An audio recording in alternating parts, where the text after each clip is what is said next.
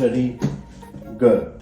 Hi guys, Dee Ahluwalia again from Visa Simply. Alright guys, so now guys, there's been a lot of talk. Everybody's talking about, especially I'm talking about students who have just come in last 6 months or 1 year, or you are currently here on a temporary visa and you are looking to change your course or move to a completely different field, or you want to apply for a student visa and and get into a new course so you can be on a student visa. And there is also a lot of news, especially in terms of when students are moving, and some of the students have started getting cancellations because they are not compliant. When I say they are not compliant is, guys, when you get your student visa, there are certain conditions on your visa and you need to meet those conditions to stay compliant while you are on your student visa.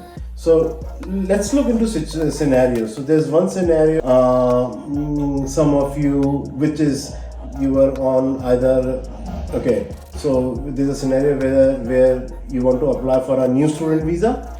That's a situation if you're currently on a tourist visa and then you think you can have a bright career here and you've made your mind and you want to now apply for a student visa. There could be a situation where you could be on some other temporary visa, like a working holiday visa, and now you want to stay longer and you want to study something, and so that you can further develop your career as well as you can have the work rights. Or you are in a situation where you are on a COVID visa or any other temporary visa where you wanted to move to a student visa. So that's one situation. Now in scenario like these, guys, that's pretty straightforward. That should not be much of a problem, because again, you are currently not on a student visa or you are on some other temporary visa in Australia, and this video is again specifically migrants who are already in Australia. All right, I'm going to make some other videos for the migrants who are overseas and they are planning to get a student visas, guys, and I'll mark that video so that probably if you are not in Australia yet,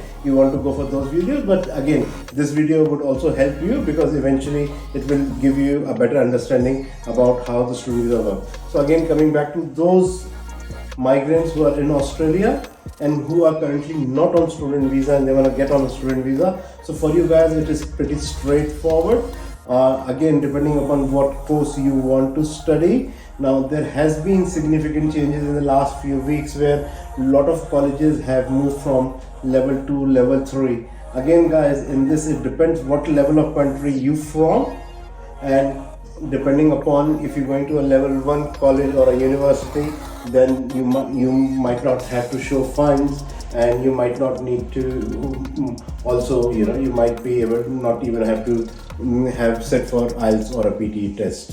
So there are still colleges who are on level 1, and if you're really looking, if you are in that situation and you're looking for a level 1 college where you don't want to show funds, or you still want to get a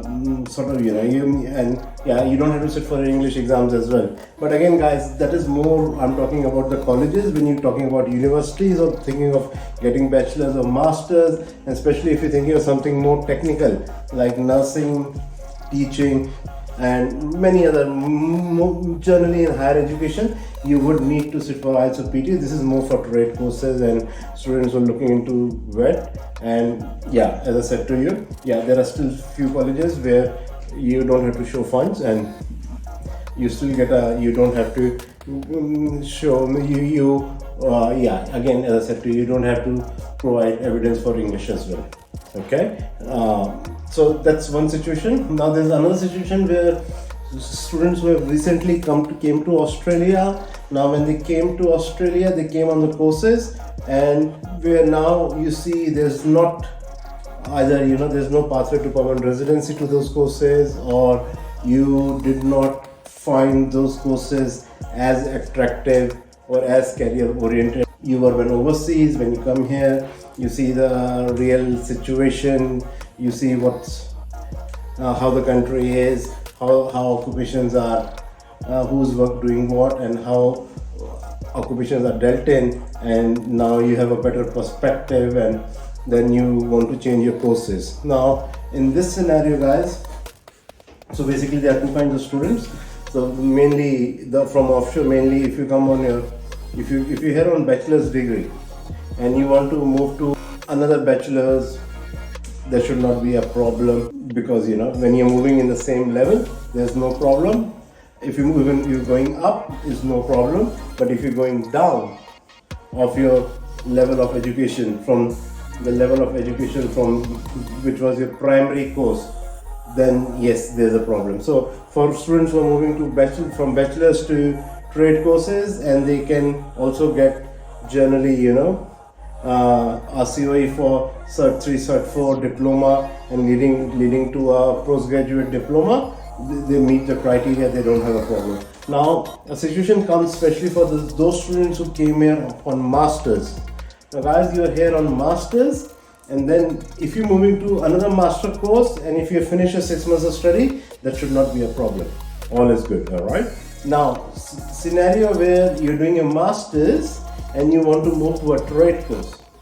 Now guys, to be very honest, in this situation, there are two ways of doing it. Either you continue studying your masters, and on a side you can do a Cert 3 or Cert 4, which is not very difficult. You can do that and get a second COE, do a Cert 3, Cert 4 on the side, and do your masters, and then you can get your TR 485, and then once you are on TR 485, you can do your job ready program and get your skill assessment done. That's one way of doing it. The other way of doing it is you would actually need to apply for a new student visa. And again guys, it's not very difficult, especially if you're here on the last, like you already have your medicals done. Probably if you're here, if your medicals were done in the last 12 months, all you got to do is apply for a new student visa, write a GT. And I know a lot of you students, you are worried, get scared, stuff like that, but there's nothing to be worried about, nothing to be scared about. That all can be worked out, to be very honest to you.